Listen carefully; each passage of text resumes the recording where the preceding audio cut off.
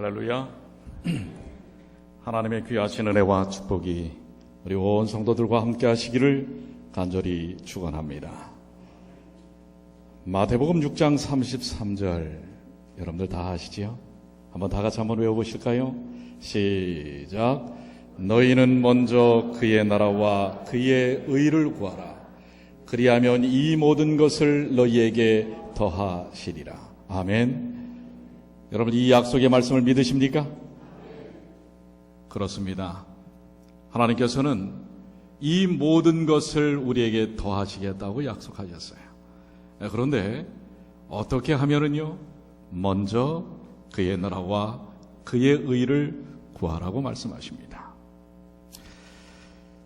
유럽의 한 목사님께서 나체촌에 초청을 받았습니다. 여러분 나체촌이 무엇인지 아시죠? 벌써 상상의 나래를 피시는 분들이 계세요. 그런데 참 당혹스럽기도 하지만은 그래도 또 거기에 영혼들이 있기 때문에 이 해안가에 한 군집대에 있는 옷을 입지 않고 있는 무리들이 예배를 드리겠다고 해서 이제 초청을 받아가서 설교를 했습니다. 설교를 하고 집에 돌아왔는데 사모님이 묻습니다. 여보, 오늘 예배 드린 소감이 어때요? 목사님이 뭐라고 대답을 했을까요? 여러분은 뭐라고 좀 답변을 했을 것 같아요. 이 목사님의 답변은 이러했습니다. 무슨 생각을 했을까요? 이분은 그 사모님한테 이렇게 이야기를 했습니다. 예배를 드리는 내내 저 사람들이 도대체 어떻게 헌금을 낼까? 왜요? 주머니가 없잖아요. 이거를 생각했다고 하는 것입니다. 목사도 돈에 참 자유롭지 못한 모습에 대한 한 풍자적인 이야기입니다. 여러분들은 다른 걸 상상하셨는지 모르겠어요. 그런데 이 목사님은 저 사람들이 도대체 어떻게 헌금을 낼까? 이걸 내내 예배 중에 고민을 했다고 하는 것입니다. 사실 여러분들 이 돈 얘기, 그리스도인과 돈, 이 돈에 대한 얘기는 참 교회에서 하기가 쉽지 않은 얘기예요. 그렇지만 어떤 면에서 이 돈에 대한 얘기는 또 우리에게서 이 목사님에게까지도, 아니 저에게까지도 자유롭지 못한 얘기입니다. 자, 이 사람 한번 사진을 한번 보십시오. 뭐예요? 온통 뭐예요? 돈에 대한 관심입니다. 그런데 돈에 대해서 우리가 자유롭지 못하다면 돈 얘기를 한번 좀 대놓고 한번 했으면 어떨까라는 생각을 좀 해봅니다. 자, 여러분들 하나님께서는 우리가 부유하게 살기를 원하십니까? 가난하게 살기를 원하십니까? 뭐 사동욱 집사님 뭐라고 말씀하셨는지 제가 잘못 들었어요. 적당하게. 적당하게. 그런데 사실 여러분들이나 저나 사실 이 돈 문제에 관한 것이 사실 먼 이야기가 아닌 것을 압니다. 사실 이 예배 시간에 말씀 중에 이 돈 얘기를 왜 또 시작하나 하고 또 이렇게 뭔가 이 알러지적인 반응을 보이실 분들은 조금만 참으세요. 그런데 사실 우리 모두가 다 돈과 관계되는 일상을 살고 있습니다. 먹는 것, 입는 것, 생활하는 것, 사실 이 돈과 관계되지 않은 것들이 없습니다. 가만 따져보면 우리 인간의 삶의 문제도 어디서부터 다 시작돼요? 가만 보면 이 돈에서부터 시작이 됩니다. 이 가족 간의 문제도 돈부터 시작하고요. 형제 간의 문제, 또 이웃 간의 문제, 직장에서의 문제, 또 이 심지어 교회에서의 문제도 이 돈과 관계되는 것을 볼 수가 있습니다. 그런데 저는 오늘 이 말씀을 준비하면서 한편으로는 우리 성도들이 오해하면 어떨까라는 염려도 있었지만 그러나 성령의 강력한 푸시가 있었어요. 그래서 이 문제를 좀 우리가 다루는 것이 은혜가 될 것이라고 하는 것입니다. 그 첫 번째 전제는 우리 재림 신자들, 부요하면 안 될까? 사실 전 개인적으로 우리 성도들이 진심으로 부요하기를 원합니다. 영적인 것뿐만 아니라 육적인 것까지도 말해요. 그래서 풍성한 부요를 누리고 살기를 바라는 소망을 갖고 있습니다. 그런데 이 부요에 대한, 특별히 재물에 대한 두 가지 극단적인 오해가 있습니다. 그 첫 번째가 뭐냐면 뭐니 해도 돈이 최고야. 이 돈이 인생의 모든 것인 것처럼 사는 오해도 이 문제가 있어요. 그래서 그야말로 모든 삶의 초점이 돈에 맞춰져 있는 것, 그래야만 행복하다는 것, 이건 분명히 돈에 대한, 부요에 대한 잘못된 오해입니다. 두 번째는 우리 크리스찬들은 무조건 가난한 것이 경건하다. 이것도 오해입니다. 그래서 이 부분에 대한 말씀이 뭐예요? 이 부분에 대한 말씀이 우리 특별히 디모데전서 6장 10절에 어떤 말씀을 갖고 있어요? 돈을 사랑함이 일만하게 뿌리가 되나니 이것을 사모하는 자들이 미혹을 받아 믿음에서 떠나 많은 근심으로써 자기를 찔렀도다.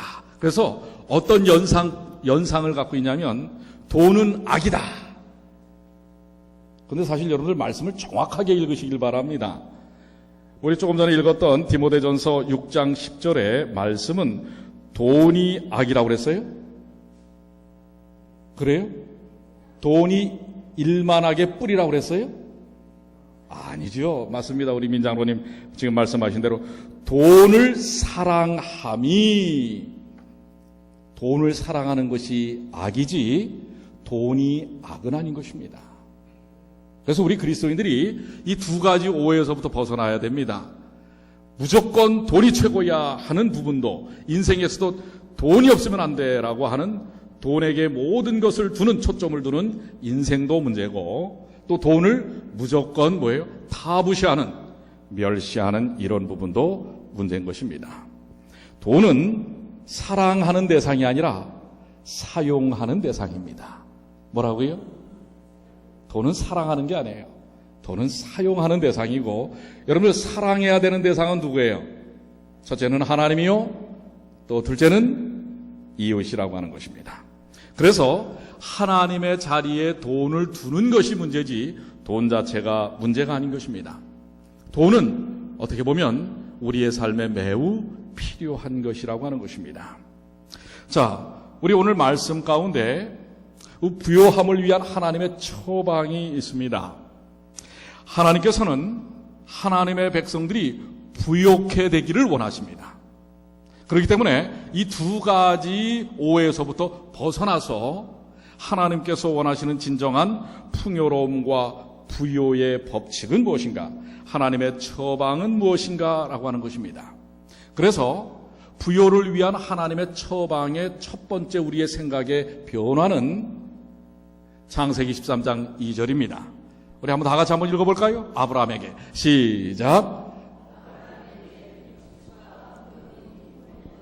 자, 아브라함, 나중에 이제 아브라함으로 개명이 되죠. 이 아브라함이 우리는 믿음의 뭐라고 이야기합니까? 조상이라고 얘기를 해요. 그런데 이 아브라함이 세기에 모였어요? 부자였다는 사실을 여러분들 기억하시길 바랍니다. 여기 창세기 13장 2절에도 육축과 은금이 풍부하였더라. 그렇습니다. 그런데 이 믿음의 조상 아브라함이 육축과 은금이 풍부하였더라라고 하는 이 귀한 전제는 신약에 넘어와서 갈라디아 3장 29절에 이렇게 우리에게 말씀하십니다. 너희가 그리스도께 속한 자면, 누구에게 속한 자면? 예수 그리스도에게 속한 자면 곧 아브라함의 자손이요, 약속대로 무엇을 이을 자니라? 유업을 이을 자니라. 즉 아브라함의 자손, 아브라함의 풍요를 이어나갈 사람이라고 하는 것을 이야기하고 있습니다. 아브라함에게 주신 축복은 예수 그리스도를 믿는 오늘 우리들에게도 여전히 이어갈 부요의 삶이라고 하는 것을 설명하고 있습니다. 이 부분에 대한 말씀을 다시 우리 신명기 8장 18절에는 이렇게 말씀하십니다. 그래서 아브라함이 하나님 안에서 부요를, 풍요로움을 어떻게 누릴 수 있었는가라고 하는 전제를 신명기 8장 18절, 이 말씀은 아주 중요합니다. 너희가 한번 다 같이 읽겠습니다. 시작. 내 하나님 여호와를 기억하라. 그가 내게 재물 얻을 능을 주셨습니다. 이와 같이 하심은 내 열조에게 맹세하신 언약을 오늘과 같이 이루려 하심이라. 누구를 기억하라? 내 하나님 여호와를 기억하라. 그가 내게 무엇을 얻을 능을요? 재물을 얻을 능을 주셨습니다. 오늘 아브라함에게 재물을 얻을 능을 주신 하나님께서 그리스도 안에서 아브라함의 유업을 이어나가는 여러분과 저에게도 재물 얻을 능을 주셨음을 확신케 되시길 바랍니다. 이것은 누구의 약속이에요? 하나님의 약속입니다. 그런데 여러분들 마음속으로 그럼 나도 부자가 돼야 되는데, 형편을 좀 속된 표현으로 내 꼬라지를 보니 그건 아닌 것 같아. 이거 어디에 문제가 있는가? 그런데 여러분들, 하나님께서는 분명한 전제가 하나님을 믿는 사람들에게 풍요로움과 부요를 약속하셨다고 하는 것입니다. 특별히 고린도 후서 8장 9절에 우리 주 예수 그리스도의 은혜를 너희가 알거니와 부요하신 자로서, 누가 부요하신 자라고요? 예수님이 부요하신 자입니다. 너희를 위하여 가난하게 되심은, 그런데 가난하게 되셨다고 하는 것입니다. 그의 가난함을 인하여 너희로 부요케 하려 하심이니라. 여러분과 저를 어떻게 하시기 위해서요? 부요케 하시기 위해서 부요하신 자로서 가난하게 되셨다라고 말씀을 하고 계십니다. 누구의 부요를 위해서요? 여러분과 저의 부요를 위해서요. 그런데 우리는 이 부요를 너무 영적으로만 제한할 필요가 없다고 생각을 합니다. 영적인 것과 육적인 것, 그 모든 것을 저는 다 포함한다고 확신합니다. 예수님은 원래 부요하신 분이십니다. 왜요? 우주의 창조주이시요 주관자시요 하나님이십니다. 이 세상 만물을 다 가지신 분이십니다. 그런데 여러분과 저를 위해 끊임없이 주기 위하여, 아니 끝없이 주기 위하여 무엇까지 주셨어요? 생명까지 주시기 위하여 가난한 자가 되셨습니다. 예수님께서 이 땅에 오셔서 우리에게 보여주신 그 모습들은 한없는 사랑입니다. 끝없는 사랑이었어요. 그러나 그분은 모든 것을 다 가지셨던 분이에요. 그리고 이 땅에 오셔서도 그분이 사용하신 모든 것들은 여러분과 저를 위하여, 여러분과 저의 부요를 위하여 사용하신 것들이었어요. 그분의 능력, 그분의 시간, 그분의 삶, 심지어 그분은 마지막 십자가에 달려 돌아가시기까지 마지막 모여 두르고 있던 두루마기마저도 그 병사들의 마음속에 새로운 깨달음을 갖게 하기 위하여 그것마저도 내놓으신 분입니다. 그로 인하여 주님은 정녕 우리에게 세상적, 물질적, 영적, 영생에 관한 것을 얻게 하시기를 원하신 것입니다.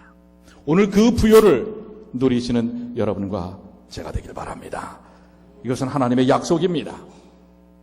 누구나 다 누릴 수 있는 것이라는 것을 기억하십시오.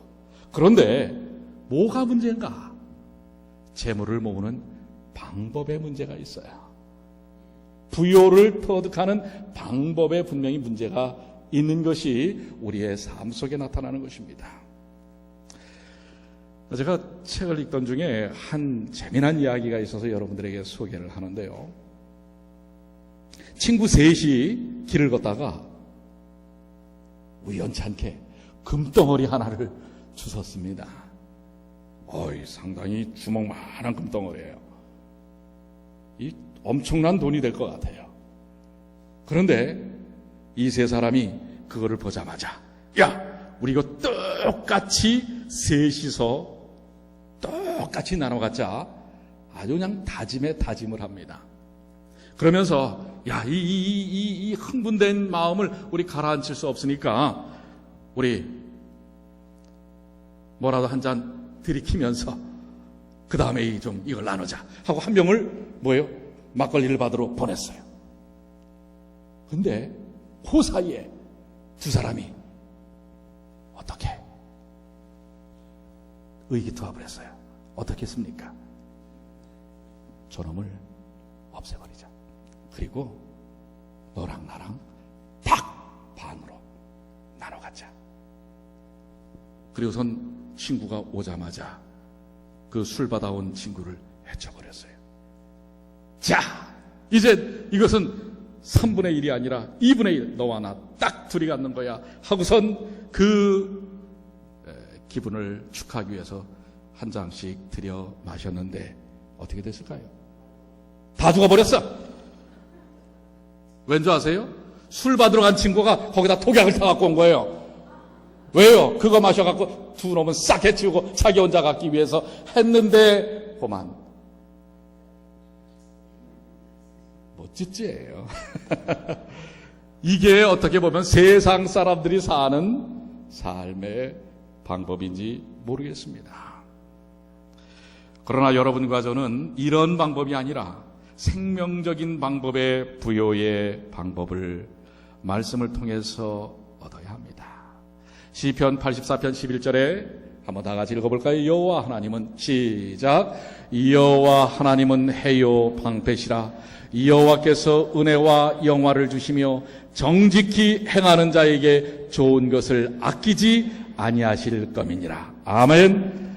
하나님께서 주시는 풍요는 정직히 행하는 자에게 주시는 것입니다. 여러분들 한 번은 빈센트 목사님이라고 하는 분이 그의 설교집에 이런 이야기를 썼어요.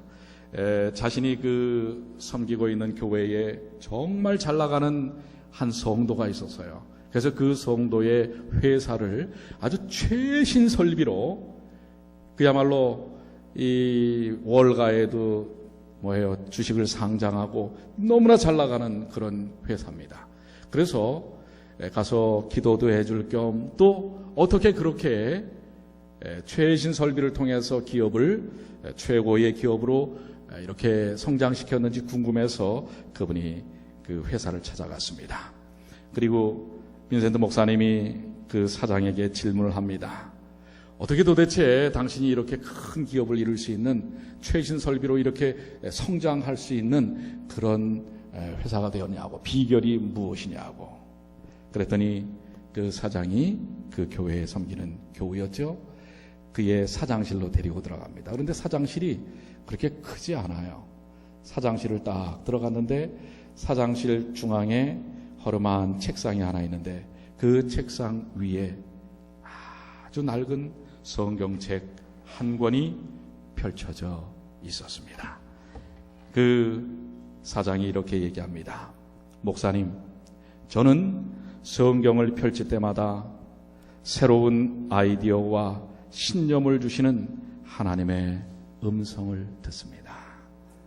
그리고 그것이 저의 기업 경영의 첫째요 마지막입니다. 그 하나님의 말씀을 통해서 음성을 들릴 때 그 음성에 순종하고 기도하는 것이 오늘 이 회사가 이렇게 성장할 수 있었던 비결이었습니다. 여러분, 우리는 누구도 돈으로부터 자유로울 수 없습니다. 그렇다면 부요함을 위하여 세상적인 방법이 아닌 하나님께서 허락하시는 방법을 통하여 부요를 체험하시는 주님의 귀한 자녀들이 되시길 바랍니다. 그런데 여기 시편 111편 1절로 3절에 분명히 이렇게 말씀하고 계십니다. 여호와를 경외하며 그 계명을 크게 즐거워하는 자는 복이 있도다. 그 손이 땅에서 강성하며 정직자의 후대가 복이 있음이로다. 부요와 재물이 그 집에 있으며 그 의가 영원히 있으리로다. 하나님의 백성은 풍요롭고 부요할 수 있는 백성들입니다. 그것이 예수님께서 이 땅에서 우리에게 허락하신 것입니다. 그런데 그것을 얻는 방법은 바로 여호와를 경외하며 하나님의 말씀을 즐거워하는 것입니다. 그리고 정직하게 이 땅에서 하나님의 방법을 따라서 살 때에 영원한 축복을, 재물과 그 놀라운 은혜들을 베풀어 주신다고 하는 것입니다. 부요에는 두 가지 측면의 부요가 있습니다. 육적인 욕망을 따라 채우기를 위한 폐쇄적인 부요가 있어요. 그저 자기만을 위해서 버는 그런 부요입니다. 이거는 사망적 부요라고 해요. 그런데 생명적 부요는 뭔지 아십니까? 욕망보다는 그것을 사용하는 사용의 가치에 의미를 두는, 그래서 다른 사람들의 필요를 채우고 도울 수 있는 그것을 위하여 얻어지는 부요는 생명적 부요라고 말씀하고 있는 것입니다. 그 생명적 부요의 비결이 우리가 오늘 본문의 말씀, 바로 마태복음 6장 33절의 말씀입니다. 너희는 먼저 누구와? 그의 나라와 그의 의를 뭐하라? 구하라. 그리하면 이 모든 것을 어떻게 하시리라? 너희에게 더하시리라. 아멘. 여러분을 믿으십시오. 우리에게 영적인 부요, 육적인 부요, 삶의 모든 부요를 하나님께서는 약속하셨습니다. 그리스도인이라고 해서 아주 척박하게 사는 것이 능수가 아닌 것입니다. 하나님은 우리의 삶 속에서, 물론 이제 다음 우리 안식일에는 실질적인 부요를 우리가 접근해 나가는 실천적인 방법을 제가 말씀을 좀 드리려고 합니다.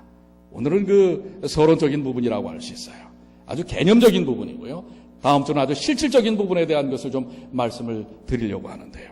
그런데 이 개념적인 부분은 이 부요의 근원이 하나님이시고, 그리고 이 부요의 근원이신 하나님께 우리가 접근할 때 우리는 그 부요로, 그리고 풍요로움을 누릴 수 있다고 하는 것입니다. 그래서 부요의 실천적 원칙의 한 가지는 우리의 시작을 그 부요의 근원이신 하나님께 두고 시작하라고 하는 거예요. 어떤 분이 그런 얘기를 해요. 하나님은 천국의 은행장이라고 얘기를 합니다. 이 모든 것을 관장하시는 분이 하나님이에요. 그러면 천국의 은행장이신 하나님에게서부터 우리가 그 부요를 누리기 위해서, 전달받기 위해서는 신용장이 있어야 돼요. 신용장. 그 신용장이 뭐예요? 하나님의 말씀, 성경입니다. 그런데 신용장이 아무리 있어도 우리에게 그것을 지불해 주시기 위해서는, 그 부요를 지불해 주시기 위해서는 보증인이 있어야 돼요. 보증인이 누구세요? 예수 그리스도이십니다. 그리고 여러분들이 그것을, 계약을 실행하는 방법이 뭔지 아세요? 믿고 기도하며 누리며 사는 것입니다. 여러분 좀 이렇게 한번 해보시겠습니까? 여러분의 시간의 첫 시간, 하나님께 여러분의 모든 삶의 공급의 풍요로움을 하나님께 맡기고 부여받고 시작하시게 되길 바랍니다. 적어도 여러분들이 먹고 누리고 호흡하고 사는 이 모든 생명의 근원이 하나님께 있음을 우리는 깨달아야 합니다. 그리고 그분에게서부터 이제는 그저 근근히 사는 정도가 아니라 누릴 수 있을 만큼 누리도록 풍요로움을 허락해달라고 간구하고 사시게 되길 바랍니다. 더 많은 것을 나누기 위하여 구하시게 되길 바랍니다. 그럴 때 하나님은 그 모든 것을 풍족히 채워주시는 것입니다. 그래서 바로 그것이 우리 본문의 말씀이에요. 그의 나라와 그의 의를 구하라. 그러면 모든 것을 더하시리라. 이번에 우리 성도들의 간곡하고 간절한 기도가, 사실 이제 소문이 났어요. 우리 뉴욕 중앙교회 중보기도가 세다는 것이. 기도하면 다 응답이 됩니다. 예. 우리 지난주에는 우리 최주봉 집사님이, 사실 종교 망명 쉬운 것이 아닙니다. 그런데 그날도 제가 참 성령의 그 뜨거움을 느낍니다. 이 카톡으로 30여, 사실 죄송합니다. 여러분들 우리 모든 어르신들도 부요해지셔서 스마트폰을 갖게 되시길 제가 고대합니다. 이 스마트폰이 없으시니까 이 카톡이 안 돼요. 그래서 이 있는 분들 한 30여 명한테 이제 우리 오늘 10시에 들어갑니다 하고 이제 그때는 저하고 우리 하재숙 집사님이 같이 가지 않았습니까? 증인으로.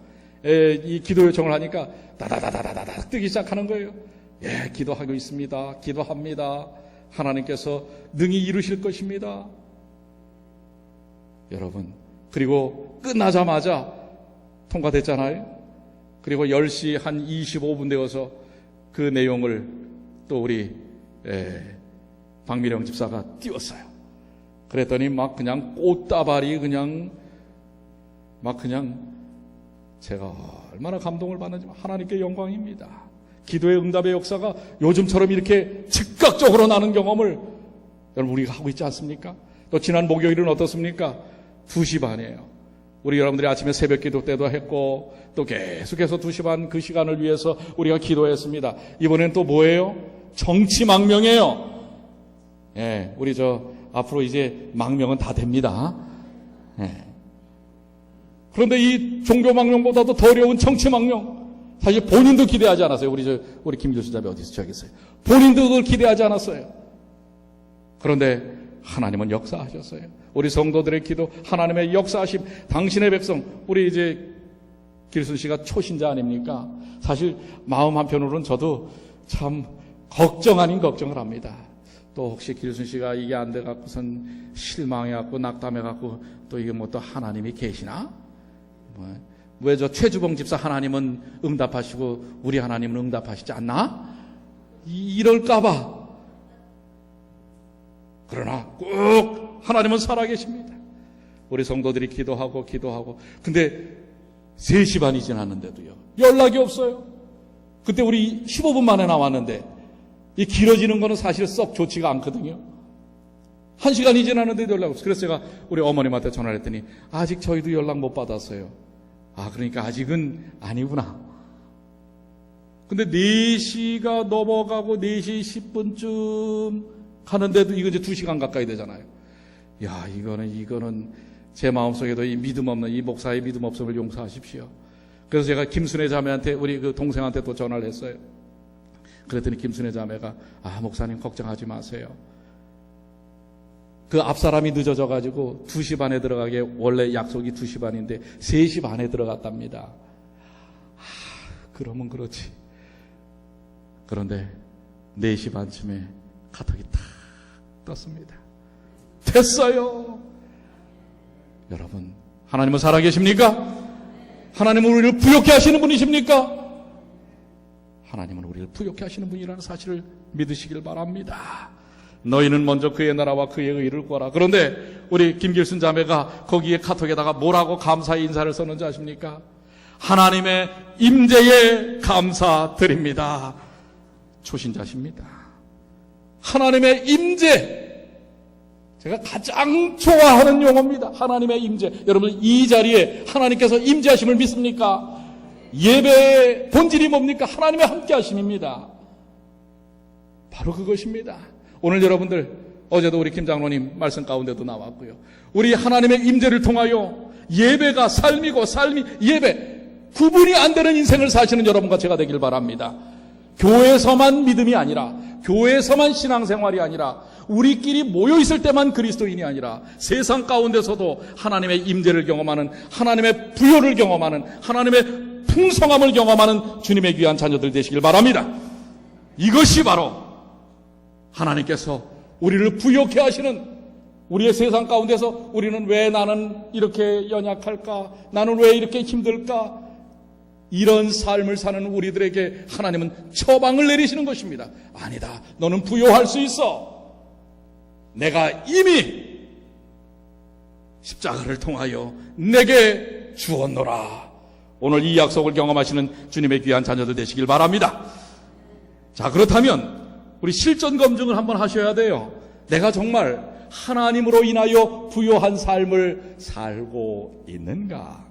머리로만이 아니라, 이 머리로만 하니까 그냥 여러분들 오해 없이 들으십시오. 그냥 하나의 크리스찬 유머니까요. 한 흑인 교회의 목사님이 설교를 합니다. 여러분들 우리 SDA도 흑인 우리 교회는요, 대단히 뜨겁습니다. 이 가만히 있질 못해요. 이 목사님께서 여러분들 믿습니까? 그러면 예 믿습니다. 뭐 목사보다 더 해요. 믿습니다. 한 번도 안 해요. 한 두세 번씩 해요. 예, 정말 사실 그래서 제가 이번에 휴가를 뭐 쭉 미뤘지만은요. 휴가 하면은 제가 가보고 싶은 교회가 이 맨하탄에 우리 합회는 아닙니다. 노던 컨퍼런스에 3,000명 되는 할렘에 우리 교회가 있어요. 제가 지난번에 우리 그 컴파스 선교사들과 거기서 전도회 할 때에 가서 우리가 프로그램을 했던 교회인데요. 처음에 교회를 찾는데 딱 번지수는 맞는데 이 교회는 아니겠지 했던 게 그 교회입니다. 왠 줄 아세요? 너무 커서 교회가 아주 성 같아요. 이 할렘에 교인이 몇 명인 줄 아십니까? 3,000명이에요. 3,000명. 이야, 저도 소망합니다. 3,000명 앞에서 설교하기를 믿음대로 될지어다. 네. 그런데 그 흑이, 저희가 잠깐 저녁 때도 하는데요. 뭐 옆에서 말 떨어지게 아멘. 우리 교인들도 좀 그렇게 좀 반응을 하면 제가 설교를 더 잘할 텐데 말이. 네. 그래서 이 목사님이 설교를 하는데, 자, 여러분들 예수 그리스도를 통하여 우리는 이 땅에서 이제는 힘있게 걸어야 합니다. Let's walk! 그랬단 말이에요. 그랬더니 저쪽에서 Let's walk 하면서 막 그냥 성도들이 막 외칩니다. 이 목사님이 그 반응에 또 뭐예요? 더 흥분이 돼갖고, 우리는 이제 이 복음을 들고 세상을 향하여 날아가야 합니다. 그랬더니 뭐예요? 이 성도들을 yes, let's fly 하면서 막 하는 거예요. 이 목사님은 이제 더 흥분이 됐어요. 자, 여러분들, 그래서 우리는 세상을 향하여 하나님의 복음을 증거하기 위해서 헌금을 해야 됩니다. 그랬더니 갑자기 조금 전에 Let's walk 하던 사람들, Let's fly 하던 사람들이 잠잠해요. 그들이 저 뒤에서 한 사람이 Just walk, 그저 걸어갑시다 이러는 거예요.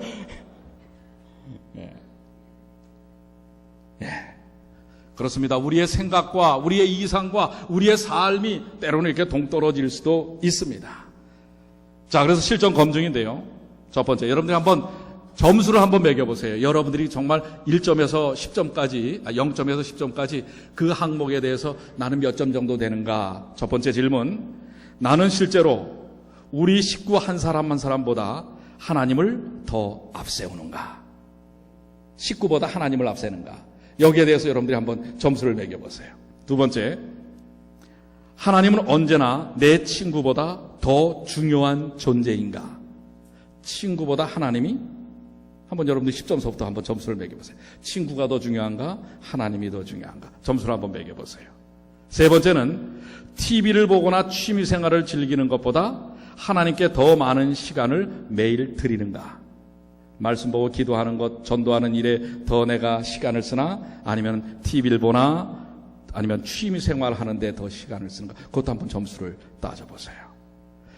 하나님은 내가 가진 소유물보다도 더 중요한가? 하나님이 중요한가? 아니면 내가 갖고 있는 소유물이 더 중요한가? 마지막은 매일매일 하나님과 함께는 신앙생활이 내가 살아가는 개인적 신앙생활의 삶의 방식과 비교했을 때 말씀 중심인가? 아니면 그저 내가 사는 개인적 내가 인식하고 있는 생활 방식에도 비중을 두고 있는가? 이렇게 5 항목에 대해서 여러분들이 점수를 한번 매겨보시길 바랍니다. 사실 30점 이하는 탈락이에요. 낙제입니다. 그러니까 여러분들 한번, 여러분 스스로, 이것은 누가 평가할 수 없어요. 여러분 스스로가 한번 평가해 보시길 바랍니다. 부요의 중심인 하나님 중심적인 삶을 사는가? 아니면은 내 생각 중심의 삶을 사는가? 그러면서도 우리는 풍요로움을 원한단 말이에요. 하나님 중심적인 풍요로움을 원하기는 하지만은 그 원함에 접근을 하지 않는 이중적인 삶을 살고 있지 않는가? 그래서 우리 그리스도인들 스스로가 때때로 자신을 속이는 경우들이 있습니다. 나는 하나님 우선적인 삶을 살지만 그래도 적당히 살아야 돼. 적당히. 대충 너무 저가는 거는 아니야. 오늘 여러분들 이 올무에서부터 벗어나시게 되길 바랍니다. 하나님은 적당히를 원하시지 않습니다. 전적인 것을 원하십니다. 왜요? 예수께서 우리를 위하여 적당히 사신 분이 아니에요. 그분은 모든 걸 다 내놓으신 분이십니다. 그분은 모든 걸 다 우리를 위해서 희생하신 분이십니다. 하나님의 부요를, 풍성을 경험하시길 원하십니까? 십자가의 모든 것을 맡기십시오. 참 우리가 이 잡기를 원하는 것들이지만은, 그러나 진정 그것이 우리 손아귀에 쥐어질 수 있는 하나님의 능력을 여러분들이 부여잡게 되시길 바라는데요. 특별히 이 청지기에게 보내는 권면 20쪽에 우리의 혹 삶 속에서 이런 부분이 나타난다면 그 원인을 설명하고 있어요. 교회의 영성이 약화되고 하나님의 은총이 사라지는 것은 바로 이익을 얻으려는 욕망을 일으키는 이기심과 돈을 벌기 위한 집념이 커져가기 때문이다. 그러니까 우리의 마음속에서 이 영성이 약화되고 열정이 사라지고 이런 이유는 우리 안에 있는 이기심과 돈을 벌기 위한 집착, 집념이 더 커질 때 그렇다고 하는 것입니다. 재물을 쌓기 위하여 끊임없이 계획하고 수고하는 일에 두뇌와 손을 사용할 때 하나님의 요구와 인간의 필요는 잊어버리게 된다. 그래서요, 여러분, 그리스도인들이 부요롭게 되는 방법은 돈을 쫓아가는 게 아니에요. 하나님을 쫓아가는 거예요. 하나님을 쫓아가면 하나님이 갖고 계신 것을 우리에게 허락하신다는 사실입니다. 한 이야기 가운데 이런 말이 있어요. 절대로 쫓아가지 말아야 될 세 가지가 있다고 그래요. 여자, 그 다음에 돈, 그 다음에 개. 쫓아가면 뭐예요? 도망간다는 것입니다. 근데 어때요? 가만히 있으면 다가온다고 하는 것입니다. 쫓아가서는 안 되는 것입니다. 여러분들, 우리가 이 땅에서의 재정적 부여는 쫓아가서 되는 것이 아닙니다. 누구를 쫓아가야 되냐면 하나님을 쫓아가야 하는 것입니다. 그것이 바로 성경의 약속입니다. 잠언 22장 4절, 겸손과 여호와를 경외함의 보응은 재물과 영광과 생명이니라. 여호와를 믿고 따르는 것이 재물과 영광과 생명으로 얻어지는 삶의 결과라고 하는 것입니다. 시편 34편 10절, 젊은 사자는 궁핍하여 줄일지라도 여호와를 찾는 자는 모든 좋은 것에 부족함이 없으리로다. 아멘. 여호와를 찾는 자는 모든 좋은 것에 부족함이 없다고 하는 것입니다. 또한 잠언 8장 17절과 18절 21절에 나를 사랑하는 자들이 나의 사랑을 입으며 나를 간절히 찾는 자가 나를 만날 것이라. 부귀가 내게 있고 장구한 재물과 의도 그러하니라. 이는 나를 사랑하는 자로 재물을 얻어서 그 곳간에 채우게 하려 함이니라. 여러분들, 부요에 대한 처방이 뭐라고요? 하나님을 온전히 경외하시고 하나님을 온전히 믿으시고 하나님 중심적인 삶의 원칙을 삼을 때 우리는 부요의 주관자이신 하나님의 능력을 체험하게 되는 것입니다. 그래서 저는 이 말씀을 참 좋아하는데요. 청지기에게 보내는 권면 20절, 21절에 특별히 윗절 그 말씀입니다. 선물을 주신 분은 선물보다 더 크시다. 아멘. 이 무슨 뜻이에요? 선물을 주신 분은 뭐보다 더 크다? 누가 크시다는 거예요? 우리가 얻은 구원보다 우리에게 구원을 주신 예수 그리스도가 더 크시다고 하는 것입니다. 아멘입니까? 우리가 그분을 믿는 것입니다. 그저 선물이 아니라 선물을 주신 그분 때문에 우리가 살 의미가 있고 우리가 부유해지는 것입니다. 풍요로워지는 것입니다. 이제 재정원칙의 절대가치와 상대가치에 대한 건 우리가 다음 주에 말씀을 드리겠는데요. 이 본질적인 우리 그리스도인들이 사실 아닌 것처럼 돈 얘기를 하면은 경건하지 않은 것처럼 하면서 거기에 모든 집중이 돼 있단 말이에요. 그런데 진정한 그리스도인에 있어서의 재정원칙과 삶의 풍요는 하나님에게 있다는 것, 이것을 여러분들 절대로 잊지 않으시게 되길 바랍니다. 그래서 우리는 값으로 산바된 것이요 우리 자신의 것이 아니다. 우리의 구속을 위하여 무한한 값을 치르는 것을 잊었는가? 감사하는 마음이 마음속에 죽었는가? 그리스도의 십자가가 이기적인 안일과 방종의 생활을 부끄럽게 하지 않는가? 우리는 이 무한한 자아희생의 결과를 누리고 있다. 이미 그분의 그 무한하신 자아희생의 결과로 여러분과 제가 풍요로움을 누린 것입니다. 이제 본문의 말씀 다시 한번 봅니다. 너희는 먼저 그의 나라와 그의 의를 구하라. 그리하면 이 모든 것을 너희에게 더하시리라. 아멘. 오늘 이 생명의 말씀, 하나님의 부요의 법칙이 다가오는 한 주간, 여러분들 세상에서 돈을 쫓지 마십시오. 세상에 가서도 하나님을 쫓으십시오. 여러분들 세상에 가서 명예를 쫓지 마십시오. 세상에서도 예수 그리스도의 복음을 쫓으십시오. 그럴 때 주님께서 이 모든 것을 더하시겠다. 그리스도인은 풍요롭게 살 수 있도록 인도하신 것이 하나님의 약속이라는 것 절대로 잊지 마십시오. 오늘 그 귀함을 이번 한 주간 경험하시는 주님의 귀한 자녀들이 되시기를 간절히 축원합니다. 이제 우리가 아무리 세상에 태산과 같은 일들이 있다 할지라도 그 길을 넘어서서 하나님의 영광, 하나님의 놀라우신 능력을 체험하시게 되기를 바랍니다. 우리 다 같이 일어나셔서 542장 태산을 넘어 험한 길 가도